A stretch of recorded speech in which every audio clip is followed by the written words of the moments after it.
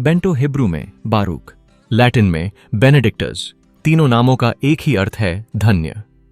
Spinoza का जन्म 1632 ईस्वी में एम्स्टर्डम में हुआ था।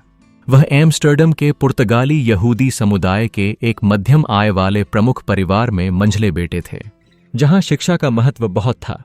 एक लड़के के रूप में वह निस्संदेह कांग्रेगेशन के तालमुड तोरा स्कूल में सबसे अच्छे विद्यार्थियों में से एक थे। बचपन में ही वह अपनी बुद्धिमत्ता और उत्कृष्टता के लिए जाने गए। यह न केवल उसके परिवार के लिए गर्व की बात थी, बल्कि पूरे समुदाय ने भी उसके ज्ञान की सराहना की। वह बौद्धिक रूप से प्रतिभाशाली विद्यार्थी थे और यह मंडली के रब्बियों की नजरों से ओझल नहीं हो सकता था। यह संभव है कि जैसे जैसे स्पिनोजा ने अपनी पढ़ाई में प्रगति की, उन्हें रब्बी के रूप में करियर के लिए तैयार किया जा रहा था।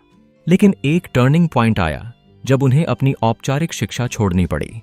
वह पाठ्यक्रम के ऊपरी स्तरों में कभी नहीं पहुंच पाए, जिसमें तलमूड का उन्नत अध्ययन शामिल था। 17 वर्ष की आयु में उन्हें परिवार के आयात व्यवसाय को चलाने में मदद करने के लिए अपनी औपचारिक पढ़ाई बीच में ही छोड़नी पड़ी। इस अचानक परिवर्तन ने उनके जीवन की दिशा को बदल दिया।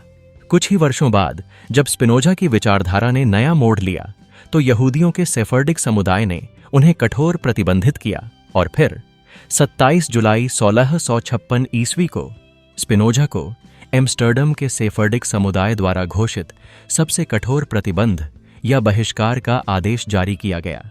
इसे कभी वापस नहीं लिया गया। हम निश्चित रूप से नहीं जानते कि स्पिनोजा के राक्षसी कर्म, मॉन्स्ट्रस डीड्स और घृणित पाखंड, अबॉमिनेबल हेरेसीज क्या थे, लेकिन आज एक शिक्षित अनुमान काफी आसान है। इसमें कोई संदेह नहीं है कि वह उन्हीं विचारों को व्यक्त कर रहे थे जो जल्द ही उनके दार्शनिक ग्रंथों में दिखाई देंगे।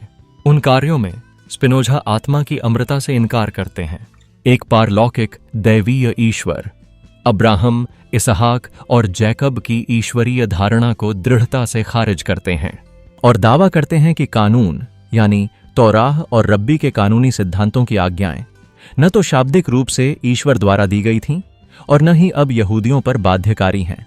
उनकी सोच ने उन धार्मिक मान्यताओं को चुनौती दी जो सदियों से चलती आ रही थीं। उनके कार्यों में आत्मा की अमृता को नकारना, पारलौकिक ईश्वर की धारणाओं का खंडन करना और यह दावा करना शामिल था कि कानून सिर्फ मानव द्वारा निर्मित है। सभी दृष्टिकोणों से स्पिनोजा अंततः समुदाय से विदा होने और यहूदी धर्म को पीछे छोड़ने का बहाना पाकर संतुष्ट थे। इस बिंदु तक उनकी आस्था और धार्मिक प्रतिबद्धता समाप्त हो चुकी थी। यह विचार न केवल विवादास्पद थे, बल्कि उनके जीवन पर सीधे प्रभाव डालने वाले भी थे। कुछ वर्षों के भीतर उन्होंने एम्स्टर्डम को पूरी तरह छोड़ दिया। 1661 ईस्वी में जब उनका मौजूदा पत्राचार शुरू होता है, तब तक वे लीडेन से बहुत दूर नहीं, रिजेंसबर्ग में रह रहे थे। रिजेंसबर्ग में रहते हुए उन्होंने treatise on the emendation of the intellect, an essay on philosophical method और the short treatise on God, man and his well being पर काम किया, जो उनके आध्यात्मिक, ज्ञान मीमांसा और नैतिक विचारों को सामने रखने का एक प्रारंभिक लेकिन असफल प्रयास था।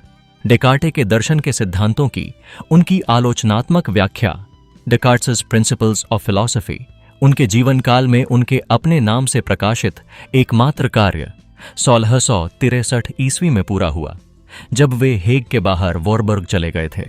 हालांकि जब उन्होंने देखा कि हॉलैंड में सहिष्णुता के सिद्धांतों को प्रतिक्रियावादी ताकतों द्वारा खतरा पहुंचाया जा रहा है, जिसमें डच रिफॉर्म्ड चर्च द्वारा राजनीतिक हस्तक्षेप भी शामिल है, तो उन्होंने इसे एक तरफ रखकर अपना स्कैंडलस थियोलॉजिकल पॉलिटिकल ट्रीटीज पूरा किया, जो उनके आलोचकों के लिए चुनौती बन गया, जिसे गुमनाम रूप से 1670 ईस्वी में बहुत ही चिंताजनक तरीके से प्रकाशित किया गया।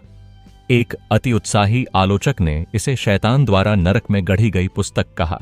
जब 1677 ईस्वी में हेग में स्पिनोजा की मृत्यु हुई, तब भी वे अपने पॉलिटिकल ट्रीटीज पर काम कर रहे थे। इसे जल्द ही उनके दोस्तों ने उनके अन्य अप्रकाशित लेखन के साथ प्रकाशित किया, जिसमें हिब्रू व्याकरण का एक संग्रह, अ कंपेंडियम ऑफ हिब्रू ग्रामर भी शामिल था। स्पिनोजा की मृत्यु के बाद भी उनके विचार और लेखन जीवित रहे।